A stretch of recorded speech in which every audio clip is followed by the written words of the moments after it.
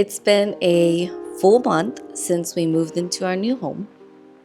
I had this ridiculous goal to finish furnishing our home in 30 days. Now, I know it's very unrealistic, but I set this goal for myself because I just wanted to give all my time, energy, and attention into finishing or at least getting as far as we could with our condo. Because I've always felt, especially when moving to a new home, I want to spend more time living in it than putting it together and living in this half-finished space. So now we didn't fully finish. Our shipping container isn't even here. But I'm happy to say that we finished all of our major furniture.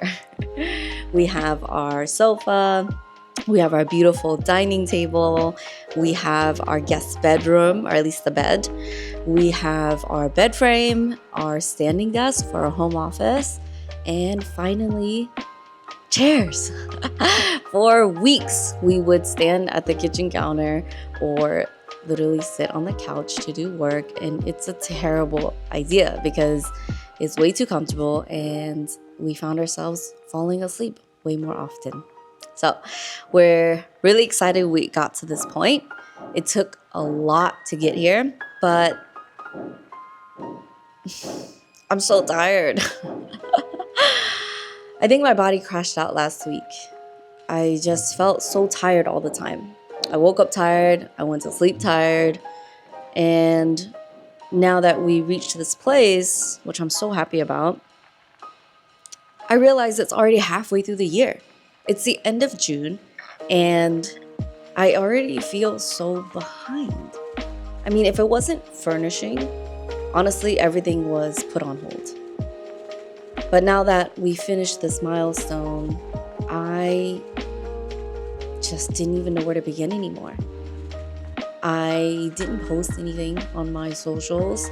I didn't know what to film in this next video. And it's not that I didn't have ideas. I just felt I'm trying to do 1,000 things in a week. And I just got so paralyzed that I didn't know where to begin.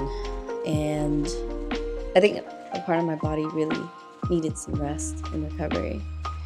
I genuinely can't tell if this year is looking to be the best year of my life or the toughest. For the longest time, I held this philosophy that you're either having the best year or the toughest year, because no matter what, you should be giving everything you got into your year, because the real loser is mediocrity. Looking back now, it's a bit extreme. I think I adopted that from my network marketing brainwashing years. It definitely contributed to a lot of burnouts and some career crash outs, but I look back now and I still kind of agree though. I've had my best years and I've had some really brutal ones. One of the toughest years I could remember, and even if I try to forget, I don't know if I can. I was sitting in my car about 15 years ago, and I don't even know where I was going. I just remember sitting in my car and I was crying hard. And I was praying. I said, God, please, if there's anything I ask for in this life, just let me be successful. I don't even know why I cried and prayed, but that's how I felt. And at the time, it wasn't even about money. It wasn't even about glamour. It wasn't even about riches. When I said, just let me be successful, I think I just, in my heart, wanted to be somebody. I didn't want to be broke anymore. I didn't want to be dependent on my parents. I didn't want to feel like a burden to other people. And being successful at the time wasn't even that high of a bar. I just didn't want to feel shitty about my life anymore.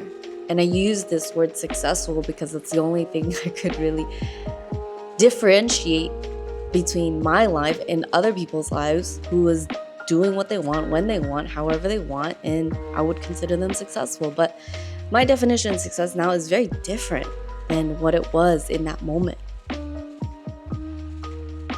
And I think that drove a lot of my ambition and a lot of my goals, because I thought that I just need to be successful, and then I stopped feeling so shitty. Boy, was that a journey. It still is. At the time I graduated college, I had loads of student loan debt. I owed my parents money.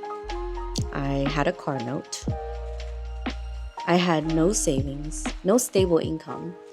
I would work in the day to hustle for my business, and I would work at night serving tables as a waitress at a sushi restaurant. I was living paycheck to paycheck, or in this case, from sale to sale and from tips to tips.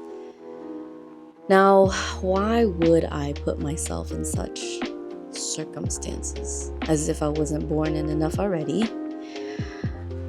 And it was because I heard this quote from Jim Rohn that said, "Work harder on yourself than you do your job.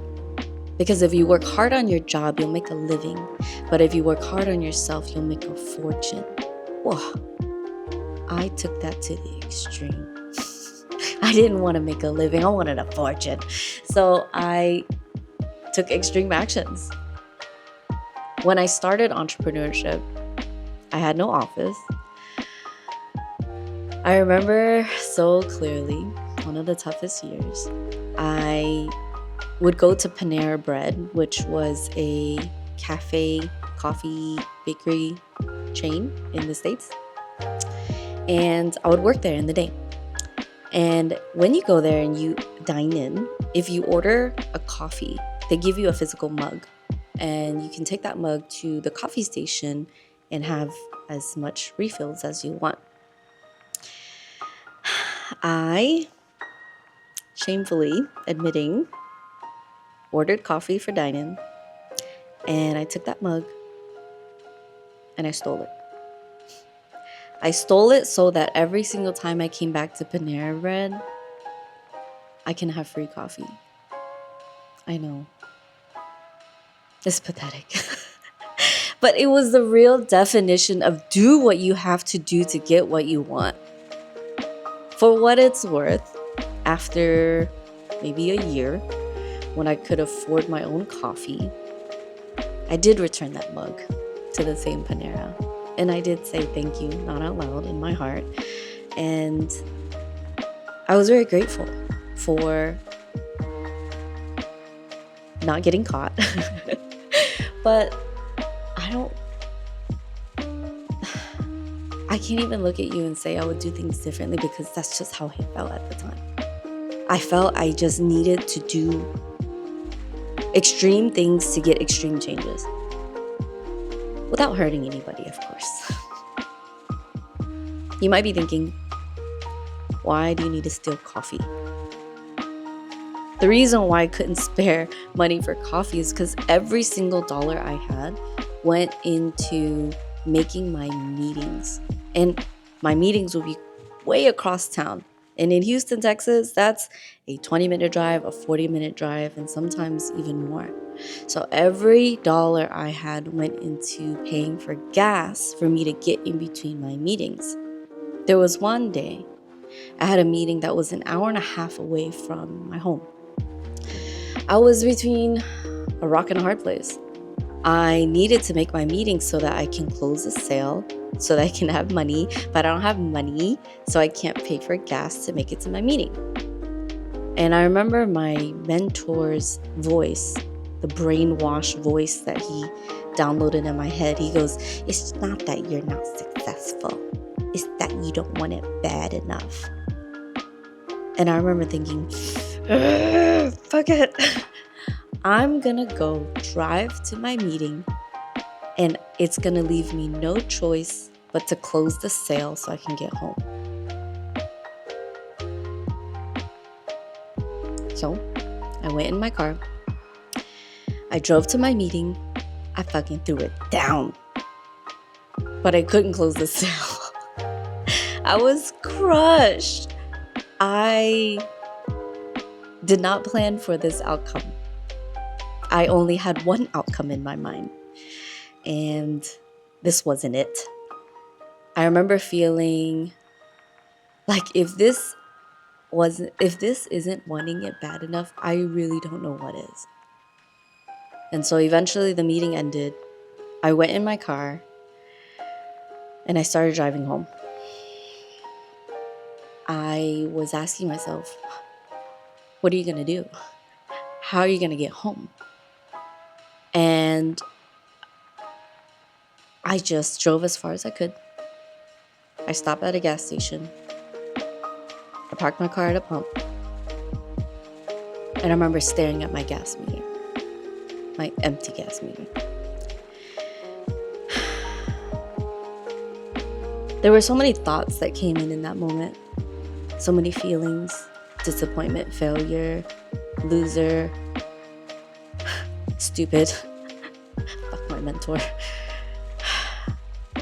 There was so much, but I knew I had to just keep going. I don't have a choice. I need to go home. So when I eventually stopped crying, I got out of the car. I opened my gas tank. I put the pump in. I looked at the guy next to me. And I said, oh my God, I can't believe I forgot my wallet. Please, sir, if you could just help me with a couple gallons, then I can make my way home. I'm so sorry. I don't know how I could be so forgetful. And he was so kind enough to say, sure. He tapped his card, and I didn't dare take any more than $10 worth of gas at the time, which is probably 2 gallons.